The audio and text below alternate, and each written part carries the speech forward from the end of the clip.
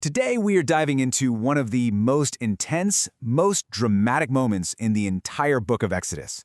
I'm talking about the story of the golden calf.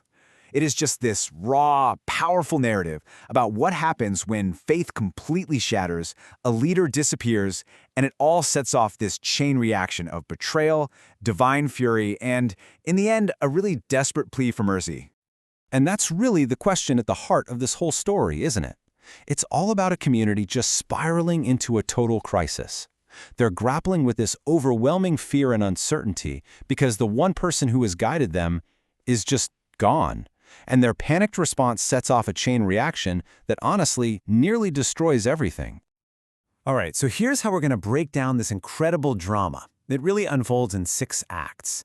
We'll start with the leader's absence, which creates this massive power vacuum. Then we'll see the rise of the golden calf itself. We're going to feel the fury from above that it ignites, watch as the law is literally shattered, face the brutal consequences down in the camp, and then end with Moses' powerful, powerful plea for his people. Okay, so picture this. We're at the foot of a thundering Mount Sinai. Moses, their hero, their liberator, he's vanished. He's up in the clouds for what feels like an eternity. We're talking 40 days and 40 nights, getting the law directly from God. But down below, where the people are waiting, a really dangerous leadership vacuum is forming. And this simmering anxiety, it is just about to boil over into full-blown panic. You can just hear the panic rising in their words, can't you? It's like their faith in this unseen God has completely evaporated. All their focus has shifted to the human leader who they think has abandoned them. They are desperate for something tangible, something they can actually see and follow right now. And here, right here, is where the story takes such a critical turn. How does the guy left in charge, Moses' own brother Aaron, respond to all this? Well, he's faced with this restless, demanding crowd, and he's got a choice. Does he try to calm them down, remind them of their faith? Nope.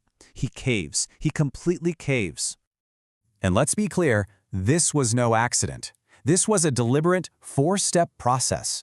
Aaron orchestrates the whole thing. He's the one who demands the gold, he personally fashions the idol, he builds an altar for it, and then, get this, he makes it all official by declaring a religious festival. He doesn't just enable their rebellion, he makes it an institution. Wow, this is the ultimate betrayal. In one single sentence, they give credit for their miraculous escape from Egypt to a lifeless metal statue. They've traded their unseen, all-powerful savior for a golden calf they can see and touch.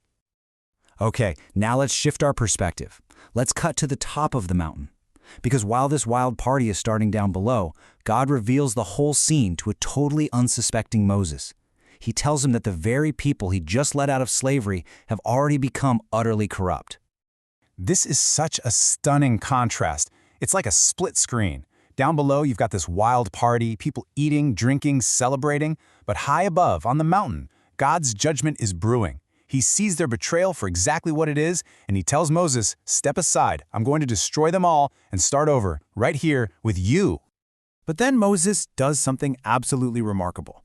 Before he's even seen the calf with his own eyes, his first instinct is to defend his people. He actually argues with God. He reminds him of his own promises, saying that if he destroys the Israelites now, it'll make their liberation from Egypt look like nothing more than a cruel trick. And God listens. He relents. So Moses heads back down the mountain, and he's carrying these 2 stone tablets, the covenant, the 10 commandments, inscribed by the very hand of God.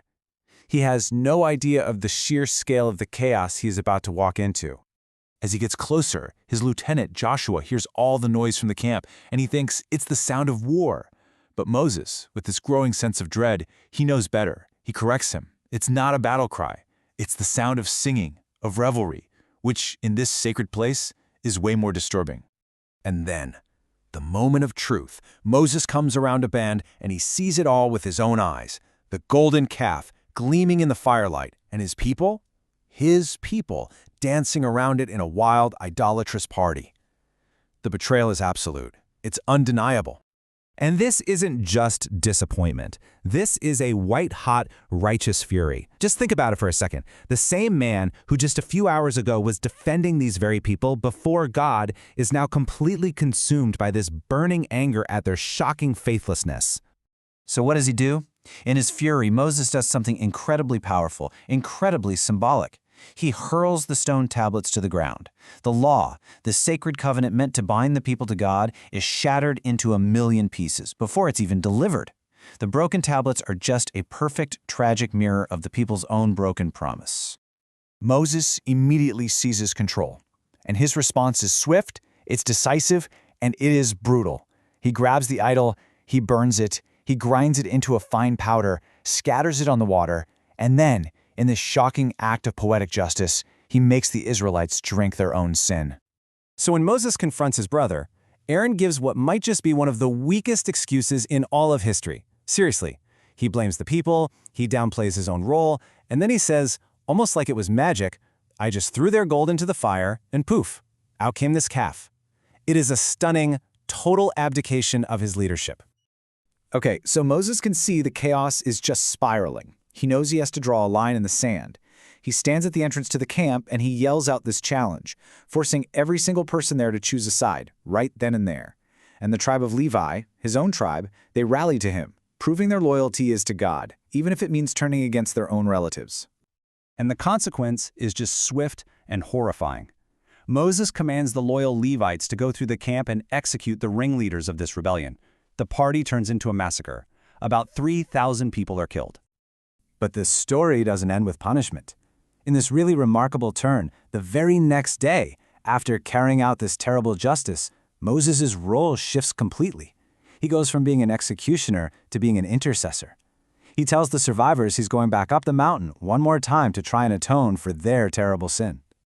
And this, right here, might be the most powerful moment of Moses' leadership. He stands before God again, and he offers the ultimate sacrifice, himself. He basically says, please forgive their sin, but if you won't, then erase me from your book of life. He is willing to give up his own eternal salvation for the very people who just betrayed him in the worst way imaginable.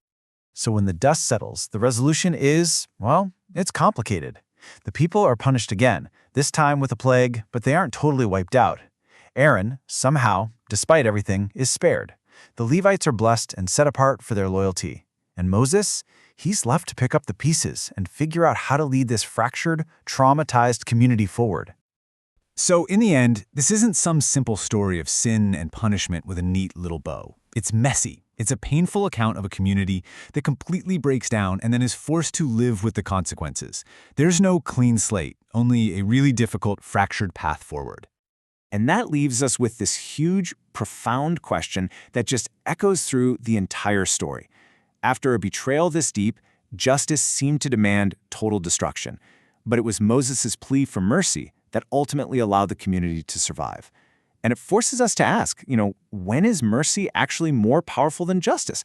Where do we draw that line between accountability and grace?